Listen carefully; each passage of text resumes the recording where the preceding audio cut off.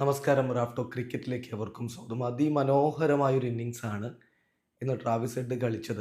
അതുതന്നെയാണ് ഓസ്ട്രേലിയക്ക് ഈ കളിയിൽ ഇപ്പം മുൻതൂക്കം കൊടുത്തിട്ടുള്ളത്. 140 റൺസ് അടിച്ച താരത്തെ മുഹമ്മദ് സിറാജ് പറഞ്ഞു വിടുകയായിരുന്നു. ആ ഒരു വിക്കറ്റ് വീണ സമയത്ത് സിറാജും ട്രാവിസ് ഹെഡും തമ്മിലുണ്ടായിട്ടുള്ള ആ കോർക്കൽ, പലരും അതിനെ വലിയ രൂപത്തിൽ സിറാജ് മാസായി എന്നൊക്കെ പറഞ്ഞ് കൈയടിക്കുന്നുണ്ടെങ്കിലും എനിക്ക് തോന്നിയത് അത് വേണ്ടിയിരുന്നില്ല എന്നാണ്. കാരണം അത്രയും മനോഹരമായി കളിച്ച ഒരാളെ യാത്രയാക്കേണ്ടത് അങ്ങനെയായിരുന്നില്ല. വെൽ പ്ലേയ്ഡ് ഒക്കെ പറഞ്ഞ് അങ്ങനെയാണല്ലോ ടെസ്റ്റ് ക്രിക്കറ്റ് നമ്മൾ സാധാരണ കാണാറുള്ളത്. അഗ്രഷനൊക്കെ ഉണ്ടാവും. പക്ഷേ സുന്ദരമായി കളിച്ച ഒരാളെ അഭിനന്ദിച്ച് വിടുകയായിരുന്നു വേണ്ടിയിരുന്നത്.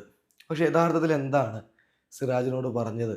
സിറാജിൻ്റെ റിയാക്ഷൻ അങ്ങ അങ്ങനെ വരാനുള്ള കാരണം എന്താണ്? ഇതൊക്കെ ട്രാവിസ് ഹെഡ് കളിക്ക് ശേഷം വിശദമായിട്ട് പറഞ്ഞിട്ടുണ്ട്. അദ്ദേഹം കളിക്ക് ശേഷം പറഞ്ഞിരിക്കുന്ന വാക്കുകളിലേക്ക് നമ്മളൊന്ന് പോവുകയാണ്.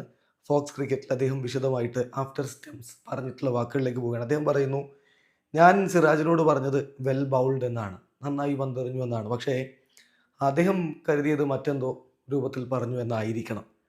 അപ്പോൾ അദ്ദേഹം എൻ്റെ നേരെ പവലിയനിലേക്ക് വിരൽ ചൂണ്ടി, ഷെഡിലേക്ക് വിരൽ ചൂണ്ടിയാണ് ചെയ്തത്.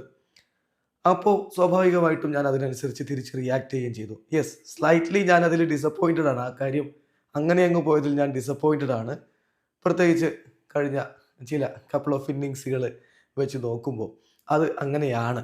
ഇപ്പം അവർക്ക്, അതായത് ഇന്ത്യൻ ടീമിനെ കുറിച്ച് പറയുകയാണ്, അവർക്ക് അങ്ങനെയാണ് കാര്യങ്ങൾ റിയാക്ട് ചെയ്യണം എന്നുള്ളതെങ്കിൽ, അവർക്ക് അങ്ങനെയാണ് സ്വയം റെപ്രസെൻറ്റ് ചെയ്യേണ്ടതെങ്കിൽ അത് പിന്നെ അങ്ങനെ ആവട്ടെ എന്നാണ് അദ്ദേഹം പറഞ്ഞത്. അതായത് നന്നായി കളിച്ച ഒരു താരത്തെ അഭിനന്ദിച്ച് പറഞ്ഞു വിടുന്നതിന് പകരം ഇങ്ങനെ കോർക്കാനാണ് ഇന്ത്യക്കാർ ആഗ്രഹിക്കുന്നതെങ്കിൽ, ഇന്ത്യൻ താരങ്ങൾ ആഗ്രഹിക്കുന്നതെങ്കിൽ അത് അങ്ങനെയാവട്ടെ എന്നാണ് അദ്ദേഹം പറഞ്ഞത്. പിന്നീട് അദ്ദേഹം വീണ്ടും വിശദീകരിച്ച് പറയുന്നത്, അദ്ദേഹം പറയുന്നത്, തീർച്ചയായിട്ടും ഈ ഒരു വിഷയത്തിൽ അത്രയധികം ഹീറ്റഡ് ആയിട്ടുള്ള ഒരു രൂപത്തിലേക്ക് മാറിയപ്പോൾ അതിന് അധികം ഒരു എയർ ടൈം കൊടുക്കാൻ ഞാൻ ആഗ്രഹിക്കുന്നില്ല.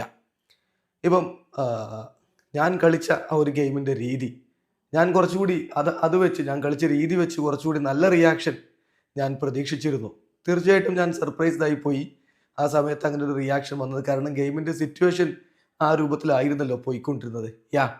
അത് എന്തായാലും ഡിസപ്പോയിൻറ്റഡ് ആയിട്ടുള്ള ഒരു റിയാക്ഷനായി പോയി.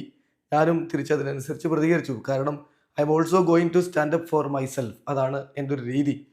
ഇപ്പം തീർച്ചയായിട്ടും ഞങ്ങളുടെ ടീമാണ് ഈ ഒരു സിറ്റുവേഷനിൽ ഉണ്ടായിരുന്നതെങ്കിൽ എനിക്കുറപ്പുണ്ട് ഞാനാണെങ്കിലും എൻ്റെ ടീംമേറ്റ്സ് ആണെങ്കിലും ഇങ്ങനെയായിരിക്കില്ല പ്രതികരിക്കുക എന്നാണ് ഇപ്പോൾ അദ്ദേഹം പറഞ്ഞത്. തീർച്ചയായിട്ടും സിറാജിനോട് വെൽ ബൗൾഡ് എന്നാണ് പറഞ്ഞത്. നന്നായിട്ട് പന്തെറിഞ്ഞു നിങ്ങൾ, ആ ബോൾ സൂപ്പർ ബോളായിരുന്നു എന്നാണ് പറഞ്ഞത്. പക്ഷേ സിറാജ് അതെടുത്തത് വേറെ രീതിയിലും കയറി പോകാൻ വേണ്ടി പറയുകയും ചെയ്തതാണ് പ്രശ്നങ്ങൾ ഈ രൂപത്തിലേക്ക് കൊണ്ടുപോയത് എന്നാണ് ട്രാവിസ് ഹെഡ് പറയുന്നത്. പക്ഷേ അതൊരു വലിയ ചർച്ചയാക്കാൻ അദ്ദേഹം ഉദ്ദേശിക്കുന്നില്ല. വീഡിയോ അവസാനിക്കുന്നു.